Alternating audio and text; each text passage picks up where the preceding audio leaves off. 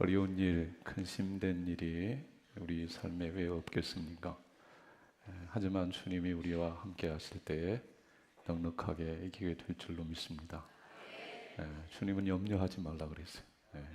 두려워하지도 말라 이르셨으니 그 주님 말씀 가슴 담고 넉넉하게 이기고도 나무 믿는 그다음에 성도들 다 되시길 바랍니다. 주 안에 있으면 잘 될 것입니다.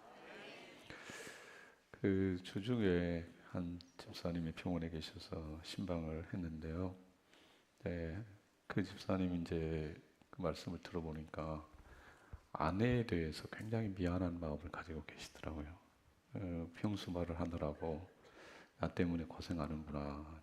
그런 미안한 마음이 집사님 마음속에 많이 계셨습니다.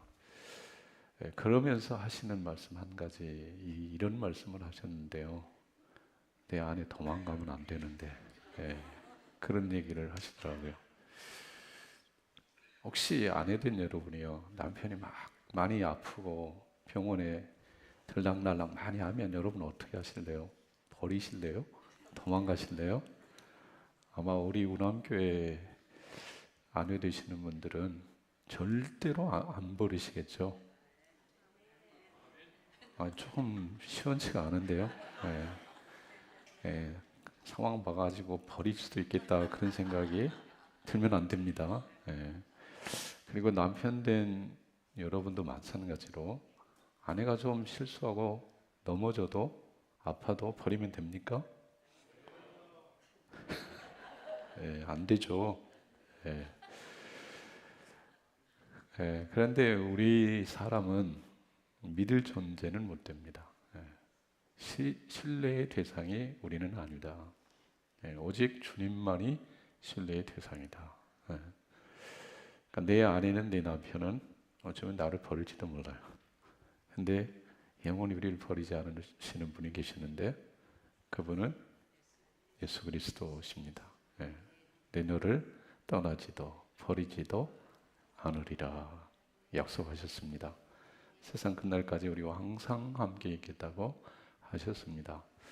그러니까 우리의 소망은 예수 그리스도이신 줄로 믿습니다.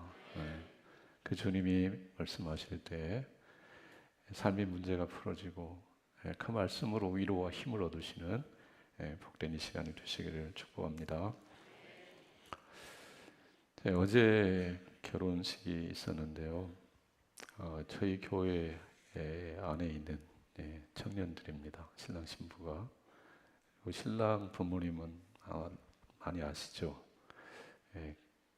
박영수 집사님, 또 차공도 권사님 아들이고요. 신부는 부모님은 저희 교회에 출석을 하지 않고 이제 신부만 저희 교회에 출석을 하는데 청년부에서 아주 열심히 활동을 했습니다. 그리고 이제 그 신부가 제 둘째 딸하고 동갑이에요. 친구. 가만 보니까 가장 친한 친구, 베스트 프렌드다. 그렇게 얘기를 하더라고요. 그러니까 제 그 딸하고 같이 있는 시간도 많고 수시로 연락을 하고 이제 그러는 관계인데 이제 그런 그 자매가 이제 결혼을 하니까 제 딸은 언제나 결혼하나 이제 이런 생각도 들면서 제 딸은 근데 아직 만나는 사람이 없는 것 같아요. 혼자. 근데 그러면서 제 마음속에 딸을 시집 보낼 때 그 마음이 어떠할까? 이제 결혼식 참석하면 그런 생각은 어쩌면 자연스럽게 들어오는 생각인데 아빠로서 딸을 보낼 때 그 딸에게 뭔 말을 하고 싶을까? 이미 제 마음속에 할 말은 정해져 있는데 그 말은 이제 직접 당사자가 됐을 때 건넬 때 좀 가슴이 먹먹하겠구나 이제 이런 생각도 들어오는데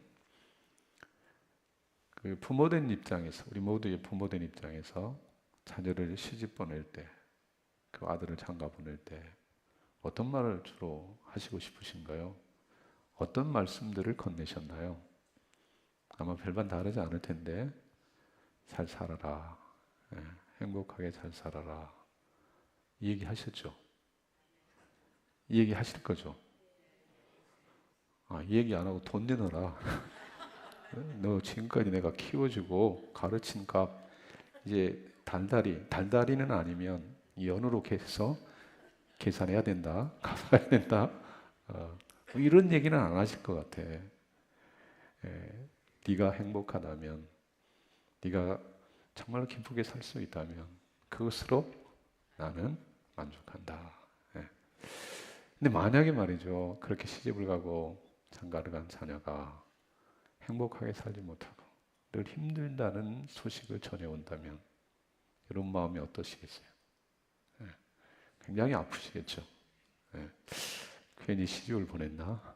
괜히 장가를 보냈나? 이런 마음이 아마 들어오시지 않을까 그런 생각을 해보는데, 여러분, 하늘 아버지 되시는 우리 하나님께서 자녀된 우리가 이 땅을 살아가면서 어떻게 살아가기를 원하실까요? 하늘 아버지, 우리를 향하신 하늘 아버지의 마음이 어떠하시다고 생각을 하십니까? 하늘 아버지의 마음을 성경에 기록해 놓으셨는데, 성경을 보니까 너희를 향한 나의 마음, 내 생각은 재앙이 아니다, 평안이다, 너희 미래의 장래에 소망을 주는 것이다, 그렇게 말씀을 하세요. 요한복음에 가보니까 내가 이 땅에 온 것은 양으로 생명을 얻되 풍성한 생명을 얻게 하려고 내가 왔다. 그러니까 하늘 아버지 되시는 주님의 마음도 육신의 부모의 마음과 별반 다르지 않아요. 자녀된 우리들이 행복하게 기쁘게 살아가기를 원하시더라는 거죠. 근데 문제는 그렇게 살아가기를 원하죠. 오늘 3부 예배 드리러 오신 분 중에 나는 그냥 늘 인상 쓰면서 그냥 슬프게 이 땅을 살아갈 거예요, 그러시는 분이 어디 있겠어요? 할 수만 있으면 늘 기쁘게, 정말 감사하게 행복한 인생의 길을 원하고 원하실 것입니다. 근데 삶이 힘들어요. 힘든 일이 한두 가지가 아니에요. 비바람이 치고 천둥 번개 내리치고 눈보라 몰아칠 때가 많아요. 고난이 있다는 거예요. 어려움이 있다는 거예요. 그러니 기쁘게 못 사는 거 아닙니까? 그러면 하나님은 고난이 불어 있고 어려움이 있을 때는 그때는 내가 봐줄게. 그때는 인상 써도 괜찮아. 그때는 그냥 울어도 괜찮아. 그렇게 주님이 우리에게 말씀해 주시나요? 그런 때는 그냥 예외로 인정해 주시나요? 그런 것 같지는 않잖아요. 하나님께서는 항상 기뻐하라고 그랬어요. 범사에 감사하라고 그랬어요. 이 말 속에 들어있는 하나님의 마음을 헤아리면 좀 힘들어도 어려운 일이 있어도 인상 쓰지 말고, 죽겠다 못 살겠다 탄식하지 말고 감사하며 행복하게 인생의 길을 걸어가라. 그것이 우리를 향하신 주님의 마음이라는 거죠. 어떻게 하면 내 삶에 힘들고 어려운 일이 많이 있지만 그럼에도 불구하고 감사로 기뻐하며 행복하게 인생의 길을 걸어갈 수 있겠습니까? 하나님은 우리가 살 수 없는 삶을 살라고 요구하시면서 힘들게 우리를 밀어붙이시는 매정한 무서운 하나님이 아니시잖아요. 그분은 인내와 자비와 긍휼이 넘치시는 하나님이십니다. 그러니 그 하나님을 아버지로 모시고 이 땅을 사는 우리는 기쁘게 살아야 될 줄로 믿습니다. 감사하며 행복한 인생의 길을 걸어가야 될 줄로 믿습니다. 그렇게 살아가기 위해서는 어떻게 하면 될까? 오늘 계시록 33번째 시간이 됐습니다.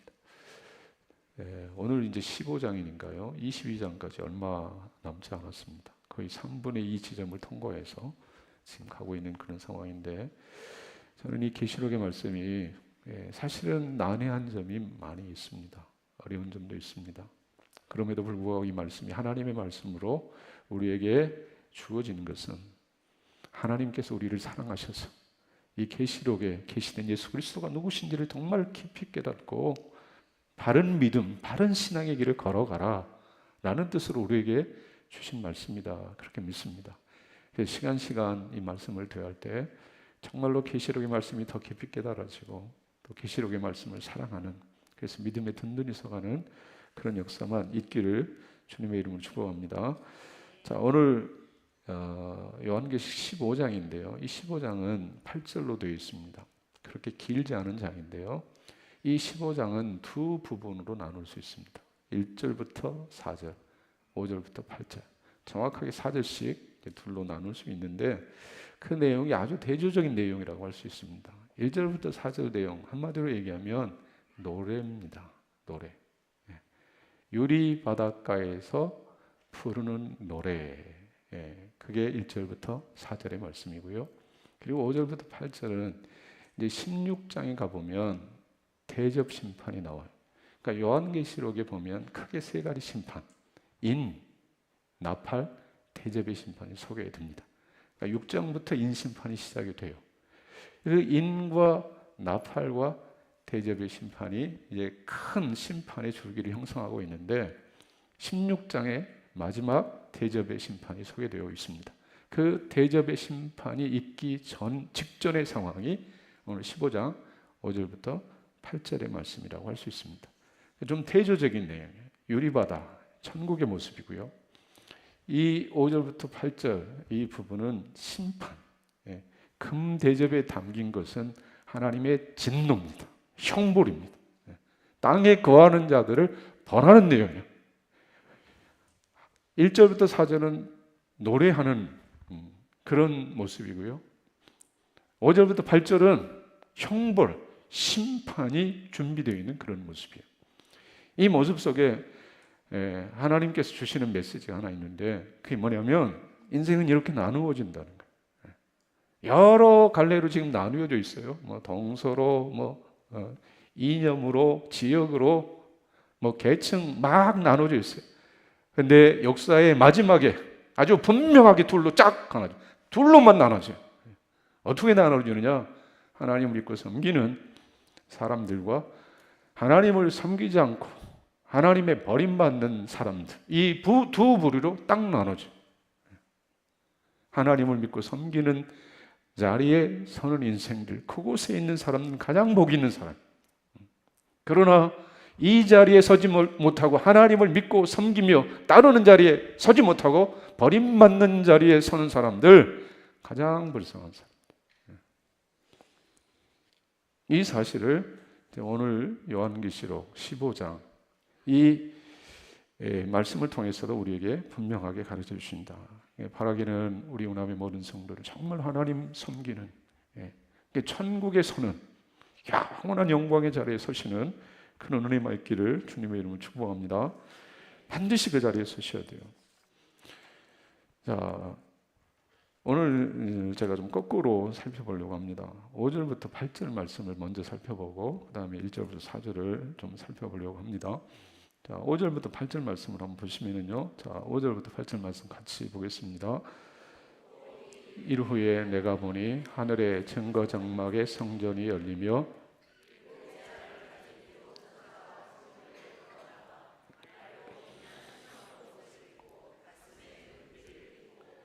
네 생물 중에 하나가 영원토록 살아계신 하나님의 진노를 가득히 담은 금대접 7을 그 7 천사들에게 주니 하나님의 영광과 성전의 연기가 가득 차며 7 천사의 7 재앙이 마치기까지는 성전에 능히 들어갈 자가 없더라. 7 재앙을 가진 7 천사. 그러니까 성경을 해석하기 어려운 점 중 하나가 이제 문자적 이 문법적으로만 해석을 하면 특별히 요한계시록 같은 경우는 해석이 잘 안 된다는 것입니다. 분명히 문자적으로는 천사예요. 7 천사, 7 재앙을 가진 7 천사. 그런데 제가 앞서도 말씀을 드린 것처럼 요한계시록은 상징적인 부분이 참 많대. 예리한 낫을 가지신 분 누구라고 그랬습니까? 예수님이세요. 근데 천사로 표현이 됐어요.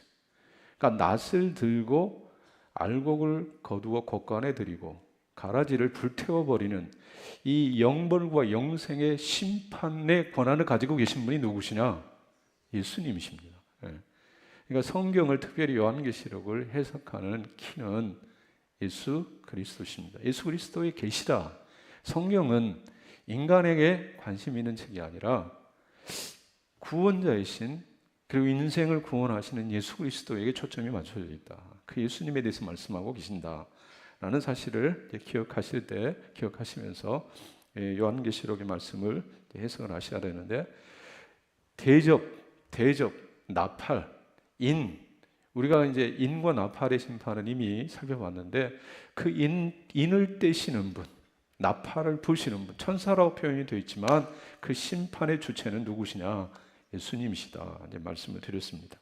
그렇게 이해를 하셔야 되고요. 그리고 이제 8절 말씀에 보면 일곱 대접 가진, 하나님의 진노를 가득 담은 일곱 대접을 가진 그 천사의 모습과 더불어서 하나님의 성전에 연기가 가득 차매 일곱 재앙이 마치기까지 성전에 능히 들어갈 자가 없다. 이렇게 되어 있어요. 8절 말씀에. 자, 여기서 연기가 성전에 가득했다. 이렇게 말씀하고 있습니다. 여기서 말하는 연기가 어떤 것일까? 신성이라고 얘기하는 사람도 있었고요.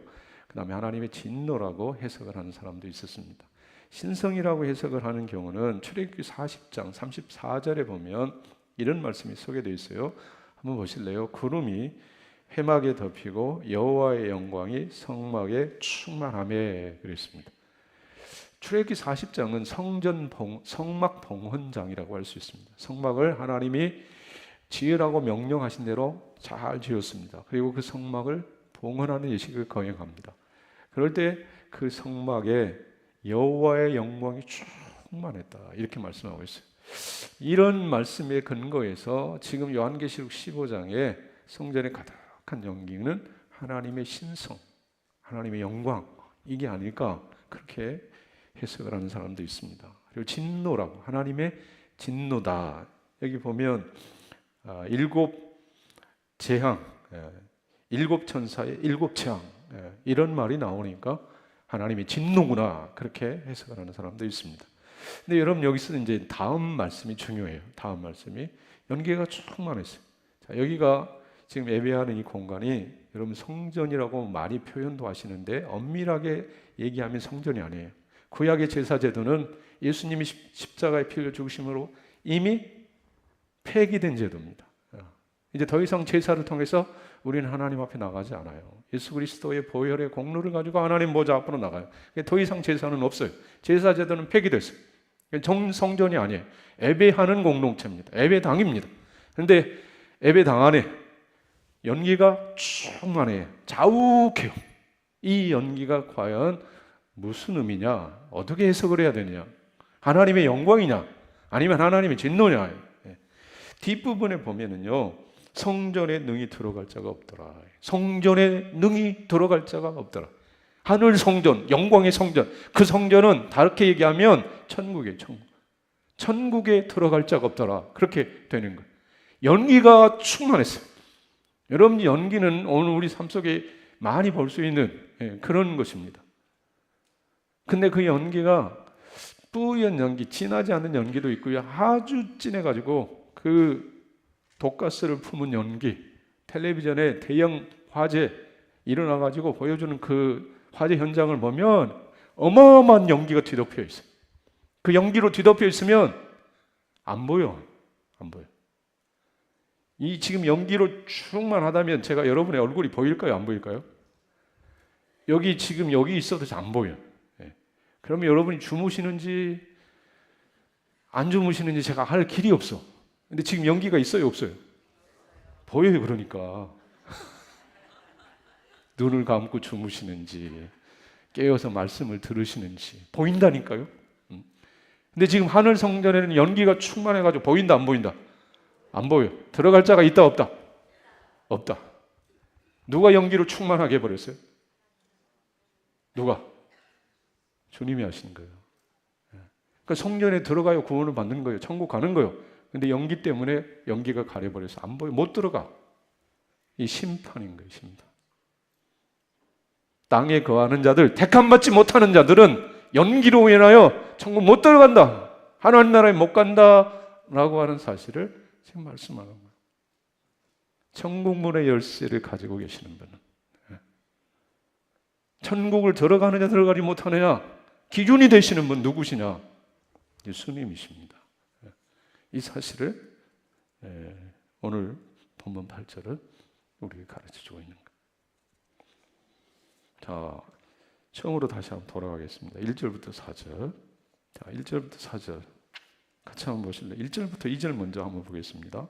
또 하늘에 크고 이상한 다른 이적을 보매 일곱 천사가 일곱 재앙을 가졌으니 곧 마지막 재앙이라. 하나님의 진노가 불이 섞인 유리바다 같은 것이 있고 짐승과 그의 우상과 그 이름의 수를 이기고 벗어난 자들이 유리바닷가에 서서 하나님의 검은 고를 가지고, 여기까지.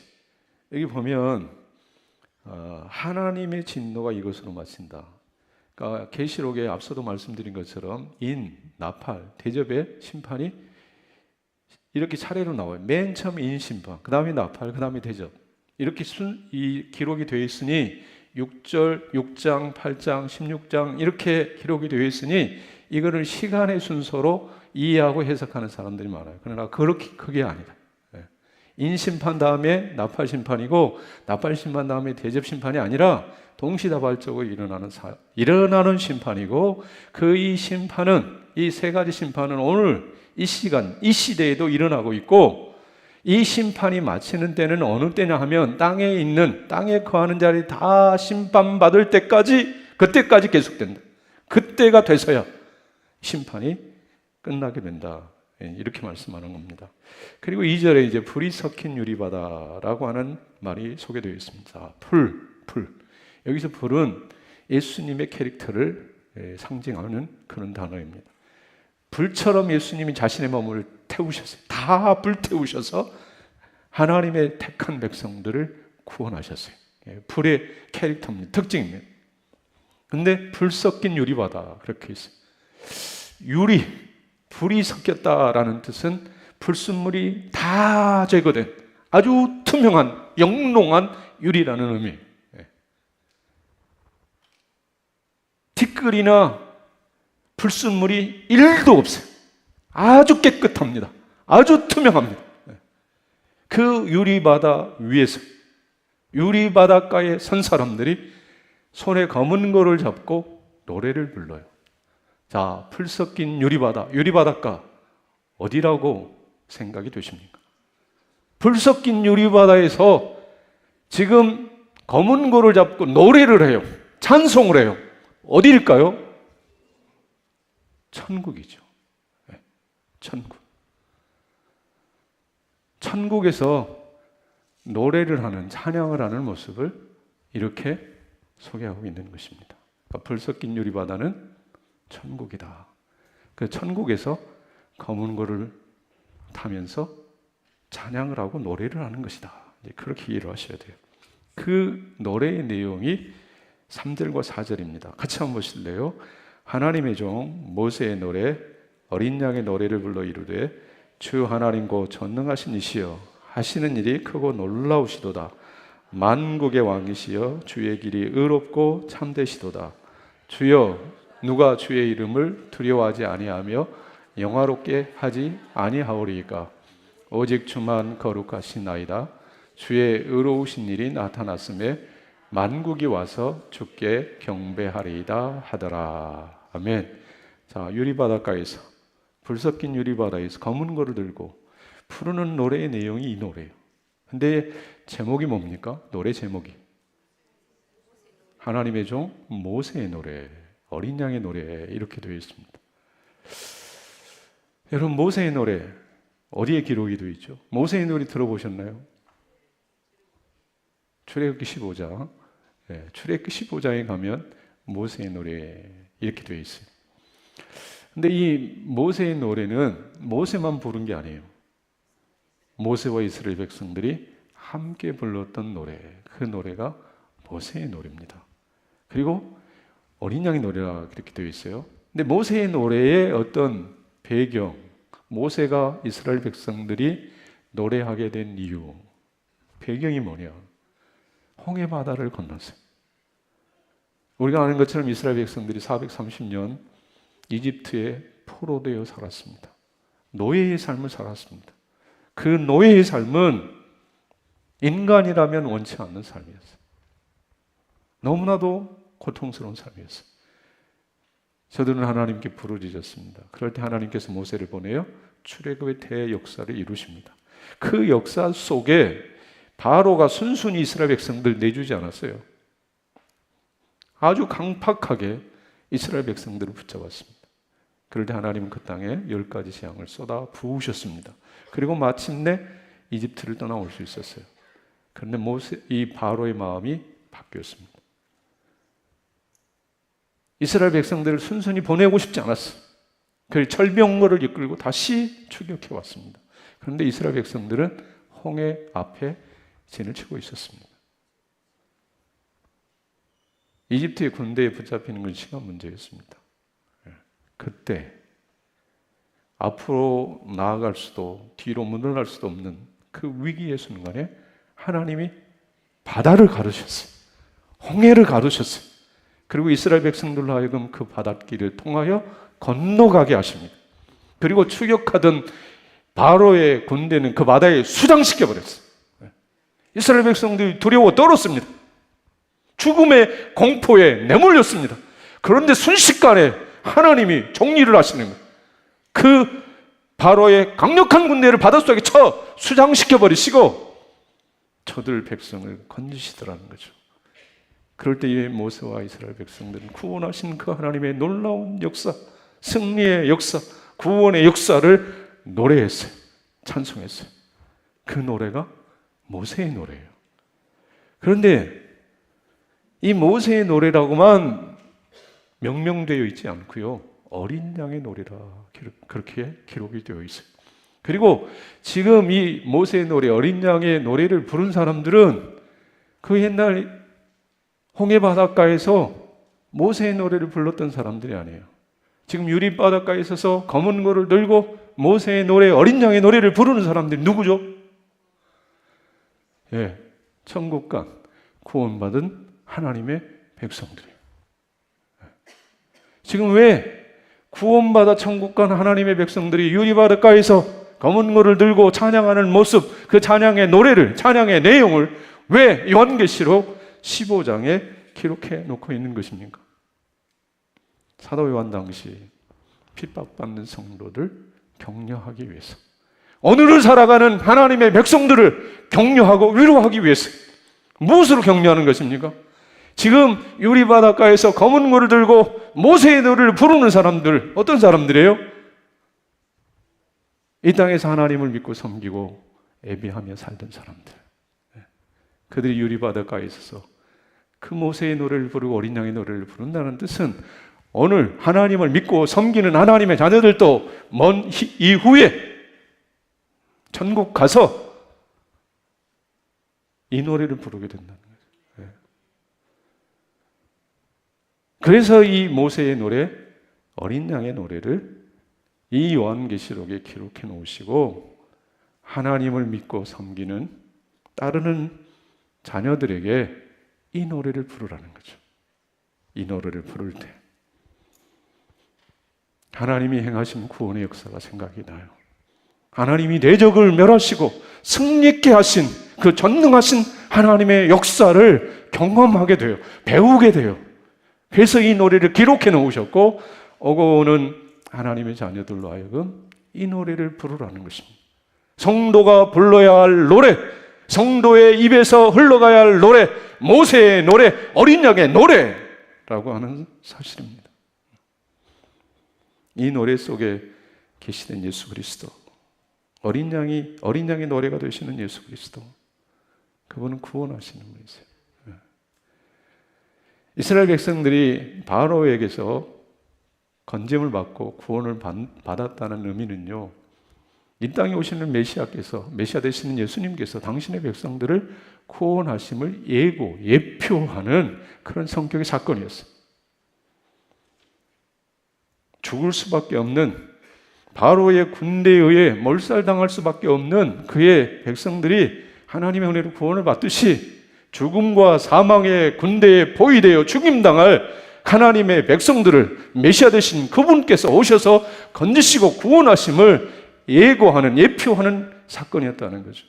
근데 그 예수님이 오셔서 구원의 역사를 이루실 때 홍해를 가르신 게 아니고요, 당신이 십자가에 피 흘려 죽으심으로 그 구원의 역사, 승리의 역사를 이루신다라는 것입니다.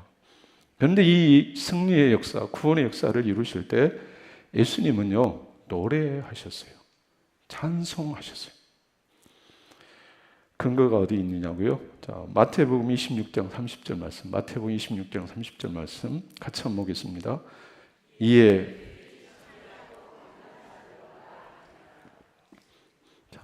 그들이 찬미하고 감람산으로 나아가니라. 여기서 찬미, 누가 찬미하는 거죠? 그들이 누구죠? 여기서 그들은 예수님과 제자들을 얘기합니다. 이 말씀의 배경이 이러한 거예요. 예수님이 십자가를 지시기 전에 전날 밤에 제자들과 마가의 다락방에서 만찬을 나누셨어요. 그 식사하는 자리에서 떡을 들어 감사하시고 떼어 제자들에게 주셨어요. 이것이 내 몸이다. 잔을 들어 감사하시고 제자들에게 주셨어요. 이것은 내 피다. 성만찬 나누셨어요. 그리고 나서 지금 찬미하며 감람산으로 간다는 거예요. 목요일 저녁 만찬을 하시고 그 체포되시잖아요. 체포되시. 겟세마네 동산에서 체포되세요. 그리고 금요일날 십자가에 달리세요. 십자가는 죽음입니다. 십자가는 고난입니다. 십자가는 아픔입니다. 십자가는 눈물입니다. 인간적으로 생각하면. 그런데 예수님은 그 십자가를 향하여 나아가실 때 뭐 하며 나가셨다고요? 찬미하며 가셨다.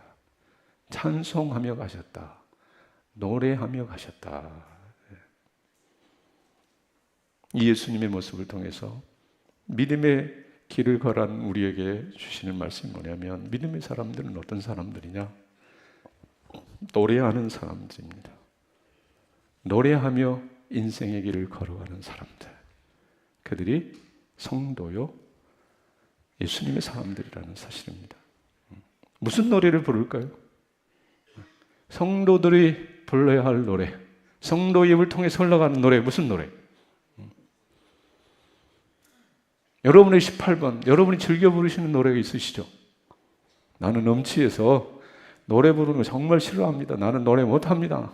그럼에도 불구하고 피지장의 카드로 하나 숨겨놓은, 반드시 노래해야 될 때는 부르고 싶은, 불러야 되는 노래 한 곡씩 가지고 계시죠? 그 18번이 뭐예요? 예? 공개 안 하셔도 돼요. 근데 있어야 되는데, 제가 가르쳐드린 찬양은 모세의 노래, 어린 양의 노래. 그 노래를 부르는 사람이 누구라고요? 믿음의 사람, 예수님을 따르는 사람들. 세상 노래 물론 부를 수 있어요. 전혀 부르지 말라는 얘기가 아니에요. 그런데 세상 노래 부르면 잠깐이에요. 그냥 신세 한탄하다가 부르고 나서 더 어전해져. 그러나 어린 양의 노래, 모세의 노래를 부르면 그 찬양의 가사 속에 승리를 주시고 구원하신 하나님의 놀라운 역사가 믿어지고 깨달아져서 환경을 뛰어넘는 능력과 권세를 얻게 된다. 그러니까 믿음의 사람들은 뭐 하는 사람들이냐? 노래하는 사람들, 찬송하는 사람들. 여러분 표정을 보니까 뭐 그런 게 있어요 하시는 표정이 좀 몇 분 보이세요? 여러분 사도행전 16장에 우리가 잘 아는 사건 소개되어 있잖아요. 사도 바울과 그리고 실라가 억울하게 매를 맞고 깊은 감옥에 갇혀버렸어요. 매 맞을 일을 한 적이 없습니다. 감옥에 갇혀서 쇠슬에 매여 있어야 될 그런 죄 범한 적 없습니다. 그런데 바울과 실라가 많은 매를 맞고 감옥에 갇혀버렸습니다. 보통의 그리스도인이라면, 보통의 사람들이라면 그 깊은 감옥에서 탄식하고 원망하고 좌절하고 낙심했을 것입니다. 그런데 사도 바울은, 실라는 성령의 도우심을 받아 기도하기 시작했어요. 그 기도는 찬양으로 바뀌었어요. 노래로 바뀌었어요. 점점 그 노랫소리가 커지기 시작했어요. 그리고 죄수들이 다 들을 정도로 큰 큰 소리로 우렁찬 찬양의 소리로 빌립보 감옥에 울려 퍼졌어요. 그럴 때 놀라운 하나님의 역사가 일어났어요. 옥토가 움직이고 옥문이 열려버리고 사도 바울을 옥죄고 있던 모든 쇠사슬이, 모든 멍에의 줄이 순식간에 끊어져 버리는 역사가 일어났어요. 간수장이 사도 바울의 발 아래 엎드려 선생이여, 우리가 무엇을 하여야 어떻게 하면 구원을 받을 수 있습니까? 주 예수를 믿으시오. 주 예수를 믿으라. 그리하면 너와 내 집이 구원을 얻을 것입니다. 찬양하니까 그 캄캄한 깊은 밤중에 하나님을 노래하고 하나님의 영광을 경배하는 노래 찬양을 올려드릴 때 문이 열리고 매었던 것이 풀어지는 역사가 일어나게 되더라는 것입니다. 사랑하는 성도 여러분, 주님은 우리에게 노래를 주십니다. 찬송을 주십니다. 모세의 노래, 어린 양의 노래, 십자가를 지신 예수님조차 노래하셨어요. 찬양하셨어요. 그 노래를 우리에게 주신 이유는 그 노래를 부르며 찬양하며 나아갈 때 모든 매였던 것들이 풀어지고 끊어지는 역사 있을 줄로 믿습니다. 우리가 할 일은 이 찬양을 부르는 거예요. 노래하는 거예요. 찬양은 곡조 있는 기도, 부르짖는 간구요. 하나님의 하나님 되심을 경배하는 거예요. 우리 입술에 이 찬양을, 이 노래를 늘 흘려보내면 하나님께서 이 노래를 통해, 이 찬양을 통해 일하시고 역사하신다는 거죠. 그러니 환경이 힘들고 어려워도, 힘들고 어려운 환경 속에도 넉넉하게 기쁘게 행복하게 인생의 길을 걸어갈 수 있다는 거죠. 지난 2010년 아이티라고 하는 작은 나라, 그 나라에 지진이 일어났어요. 다 무너졌어요. 온전한 건물이 하나 없을 정도로 다 무너졌습니다. 이 비극적인 현장에 한 여인이 앉아 있었습니다. 그럴 때 서방의 한 기자가 다가가 인터뷰 요청을 하면서 물었어요. 이 기자는 하나님을 신뢰하지 않는, 믿지 않는 사람이에요. 이렇게 물었어요. 당신의 하나님은 어디 계십니까? 하나님 있더니 꼴 좋다. 이런 비아냥 섞인 의미가 담긴 질문입니다. 자, 여러분에게 묻습니다. 여러분의 하나님은 어디 계십니까? 오늘 3부 예배에 오신 예배하는 여러분의 하나님은 여러분 어디 계세요? 지진으로 폐허된 다 무너진 삶의 터전 앞에, 터전 위에서 당신의 하나님이 어디 있느냐 묻는 이 기자의 질문에 이 여인은 이렇게 대답을 했습니다. 내 하나님은 항상 계시던 곳, 바로 여기 내 곁에 계십니다. 내 하나님은 항상 계시던 곳, 바로 여기 내 곁에 계십니다.